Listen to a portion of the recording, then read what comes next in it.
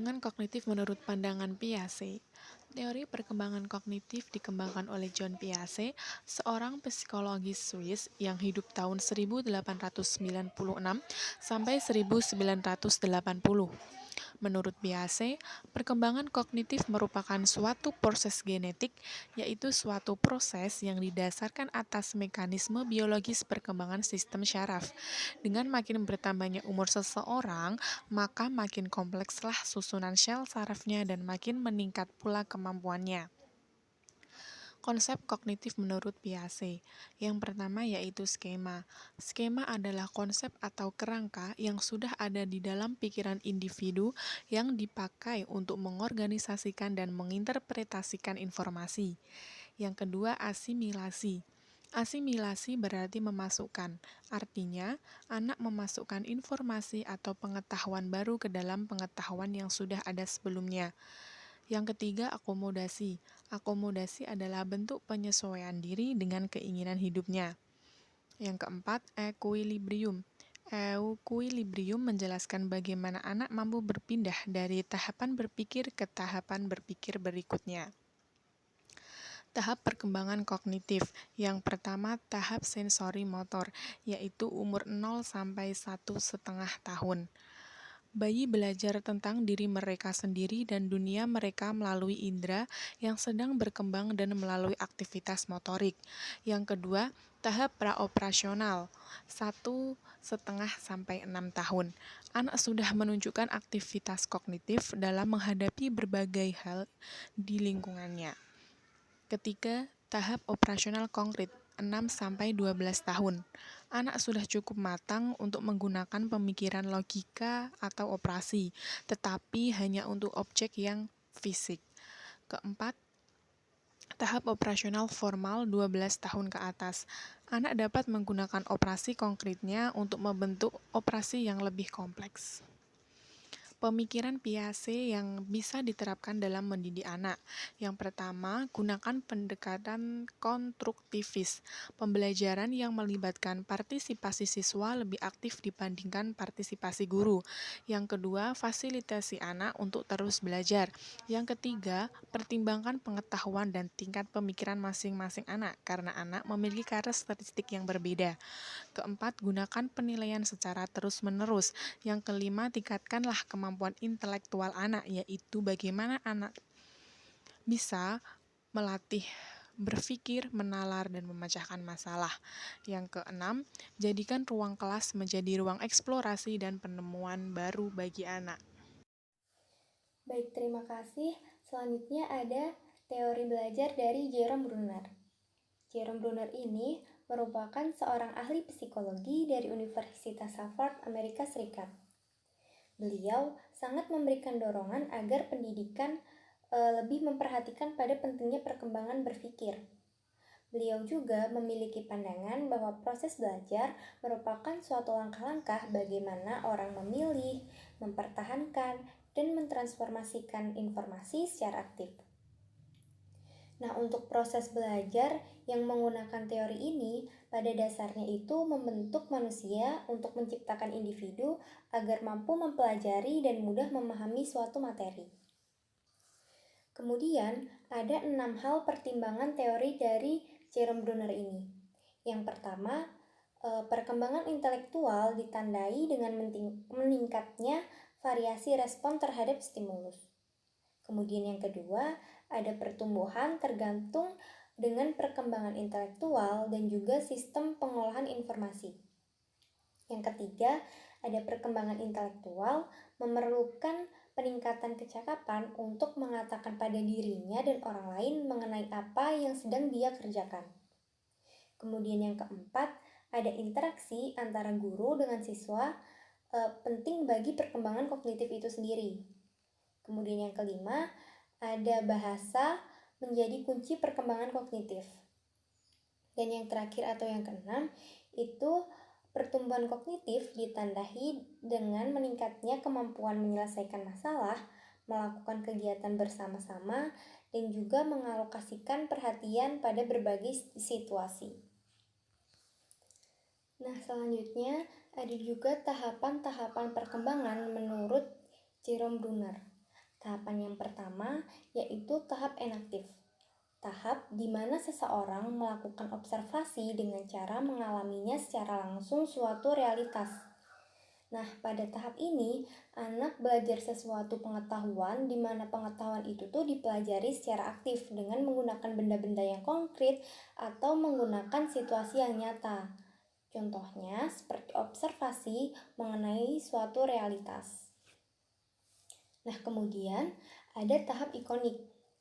Tahap ikonik ini merupakan tahap di mana peserta didik melakukan suatu observasi tetapi tidak secara langsung mengalaminya.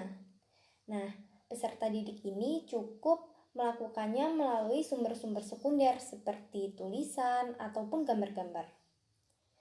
Pada tahap ini juga dapat diartikan sebagai tahap pembelajaran di mana pengetahuan itu direpresentasikan atau diwujudkan dalam bentuk bayangan visual, gambar, diagram yang menggambarkan kegiatan konkret yang terjadi pada tahap yang pertama atau tahap enaktif tadi. Nah, selanjutnya atau tahap yang ketiga merupakan tahap simbolik.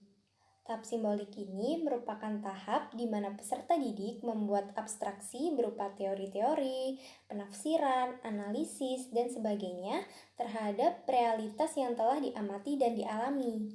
Nah, pada tahap ini, seseorang itu akan memahami dunia melalui simbol-simbol, bahasa, logika, matematika, dan lain sebagainya.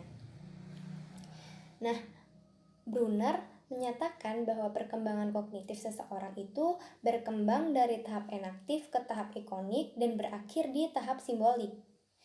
Meskipun begitu, bukan berarti orang dewasa itu tidak lagi mengkodekan pengalamannya melalui sistem enaktif dan ikonik. Namun, karena adanya banyak pengalaman, orang dewasa ini lebih banyak menggunakan cara berpikir simbolik dibandingkan enaktif dan ikonik. Kemudian ada implikasi terhadap pembelajaran. Nah, teori yang dikemukakan oleh Brunner memiliki implikasi terhadap pembelajaran. Perubahan berpikir anak karena faktor usia akan mempengaruhi cara mengajar mereka.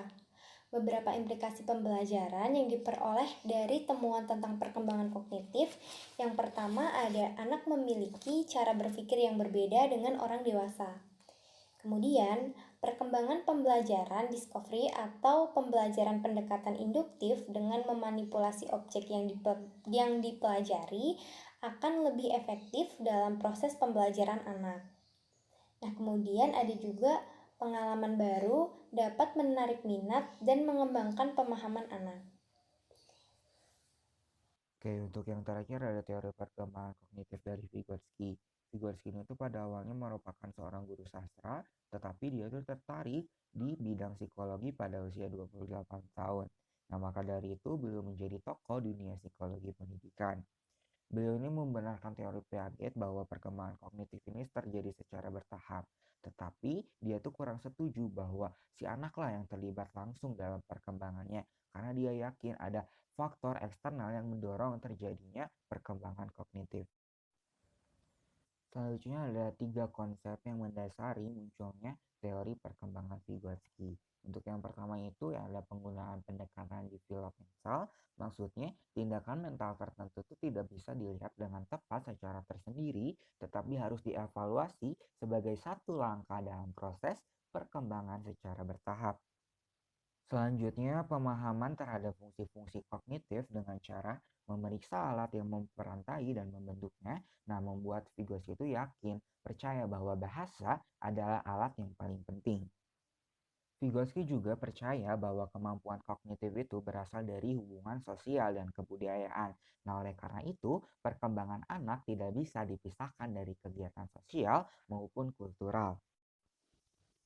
Nah, dari 3 konsep utama tadi muncul teori perkembangan kognitif Vygotsky.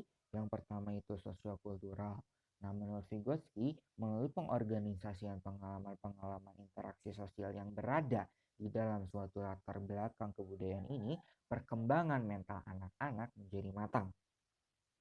Yang kedua ada zona perkembangan proksimal atau yang lebih dikenal dengan ZPD, yaitu istilah Vygotsky untuk rangkaian tugas yang terlalu sulit dikuasai anak seorang diri, tetapi dapat dipelajari dengan bantuan dan bimbingan orang.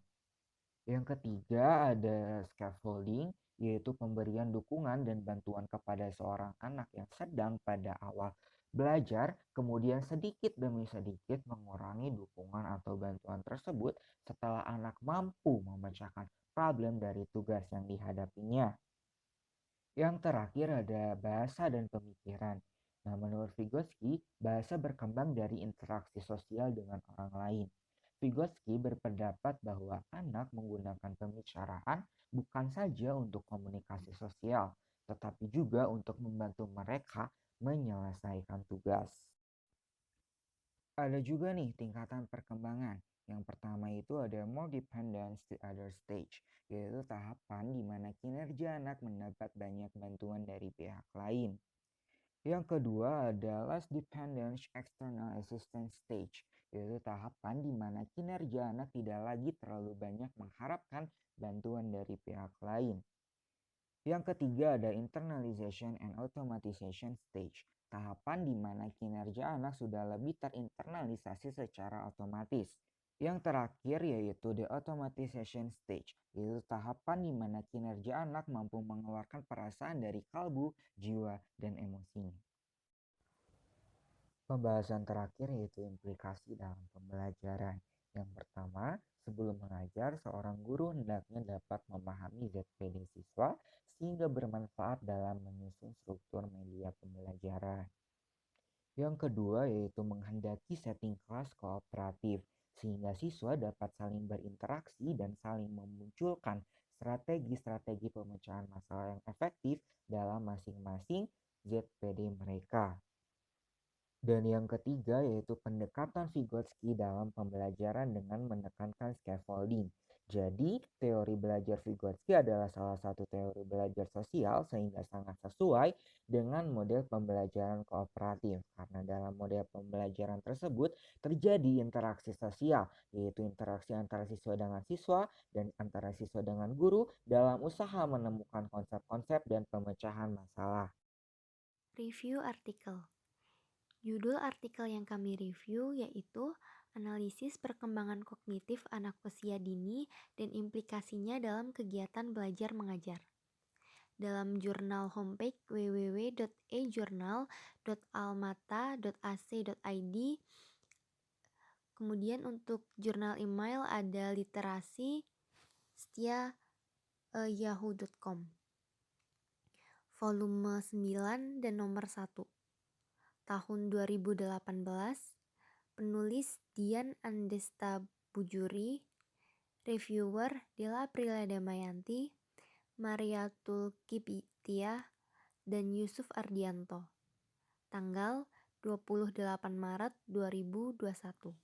Tujuan dari penelitian ini adalah untuk mengetahui taraf perkembangan kognitif pada tingkatan usia anak dan implikasinya terhadap kegiatan belajar mengajar yang mencakup aspek materi ajar, strategi, model, dan juga metode pembelajaran. Dengan metode penelitian kualitatif. Berikut hasil yang kami dapatkan. Perkembangan kognitif anak merupakan suatu aspek penting dalam proses kegiatan belajar mengajar. Kemampuan kognitif anak berbeda-beda di setiap tingkat usianya. Piaget pun juga menjelaskan tentang hal tersebut. Maka dari itu, pentingnya pemahaman terhadap setiap tingkatan kemampuan kognitif anak menjadi pedoman prioritas dalam proses penyelenggaraan pendidikan. Mengingat kegiatan belajar mengajar akan efektif dan anak akan mendapatkan pengetahuan secara maksimal apabila materi, strategi, model dan metode pembelajaran yang digunakan sesuai dengan kemampuan kognitif anak, mulai dari tahap pemikiran yang konkret hingga pada tahap pemikiran yang formal. Sekian dari kelompok kami, terima kasih atas perhatiannya. Bye-bye.